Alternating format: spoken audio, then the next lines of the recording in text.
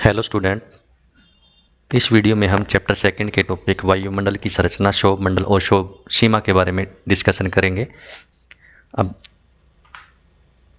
तो देखिए, वायुमंडल की संरचना यानी वायुमंडल का जो निर्माण है वो 5 प्रकार के मंडलों से मिलकर हुआ है। 5 मंडल वो कौन कौन से हैं? 5 मंडल है क्षोभ मंडल, ठीक है, समताप मंडल, मध्य मंडल, आयन मंडल और वायुमंडल। ये 5 मंडल हैं जिससे वायुमंडल का फॉर्मेशन हुआ है। अब 5 मंडल देखिए अलग अलग परत के अंदर पाए जाते हैं। अलग अलग परत कैसे है कि जैसे 0 से 12 किलोमीटर तक हमारा क्षोभ मंडल होता है, समताप मंडल 13 से 50 किलोमीटर की ऊंचाई तक होता है और 51 से 80 किलोमीटर की ऊंचाई तक मध्य मंडल होता है और ताप मंडल 81 से 800 किलोमीटर की ऊंचाई तक होता है और बाह्य मंडल 800 से 1000 किलोमीटर की ऊंचाई तक होता है। तो ये आप अच्छी तरह से इनको याद कर लेंगे। नेक्स्ट है क्षोभ मंडल। अब क्षोभ मंडल जैसे कि हमने डायग्राम में देखा कि सबसे बिल्कुल नीचे 0 से 12 किलोमीटर की ऊंचाई तक जो होता है वो क्या होता है? क्षोभ मंडल होता है। तो उसी डायग्राम के अकॉर्डिंग हम इसकी डेफिनेशन दे सकते हैं कि वायुमंडल की सबसे नीचे वाली परत यानी निचली परत होती है उसे हम क्या बोलते हैं? क्षोभ मंडल बोलते हैं। और उसी में हम क्या करते हैं? निवास करते हैं, उसी में बादल बनते हैं और उसी में मौसम संबंधी घटनाएं यानी प्राकृतिक घटनाएं जितनी भी होती है वो उसी मंडल के अंदर घटित होती है।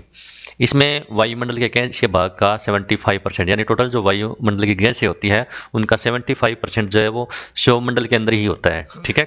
और व्यवहारिक रूप से देखें तो सभी नमी और धूलकण जो है वो इसी मंडल के अंदर पाए जाते हैं। ध्रुवों पर 8 किलोमीटर तथा विषुवत रेखा पर यह 18 किलोमीटर की ऊंचाई तक पाया जाता है, ठीक है। और इस मंडल में अगर 165 मीटर की ऊंचाई पर हम जाते हैं तो 1 डिग्री सेल्सियस तापमान जो है घटता रहता है।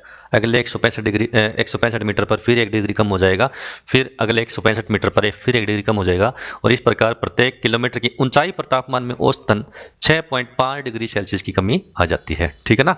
मीटर के अकॉर्डिंग देखें तो 165 मीटर की ऊंचाई पर 1 डिग्री सेल्सियस की कमी आती है और किलोमीटर के अकॉर्डिंग देखें तो 1 किलोमीटर में एवरेज जो कमी आती है वो 6.5 डिग्री सेल्सियस की कमी इसके अंदर आ जाती है। और इसी कमी को हम क्या बोलते हैं? नॉर्मल लैप्स रेट बोलते हैं, ठीक है। नॉर्मल लैप्स रेट बोलते हैं, सामान्य ताप पतन दर बोलते हैं, ठीक है ना।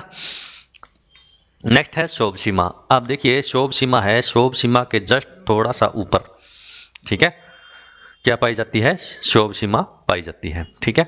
और यह एक पतली और अस्थायी परत होती है और इसकी मोटाई 1.5 किलोमीटर है और इसका तापमान जो है वो वायुमंडल का जो तापमान है वो गिरना बंद हो जाता है इसमें।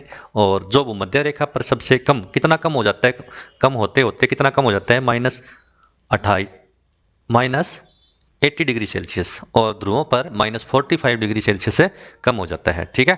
क्षोभ सीमा के निकट चलने वाली अत्यधिक तीव्र गति के पवनों को क्या बोलते हैं? जेट पवन बोलते हैं। यानी कि क्षोभ सीमा के निकट जो तेज गति से पवनें चलती है उन्हें हम क्या बोलते हैं? जेट पवन बोलते हैं। तो 1 नंबर का क्वेश्चन इसमें से आपका आ सकता है कि जेट स्ट्रीम क्या होती है, ठीक है।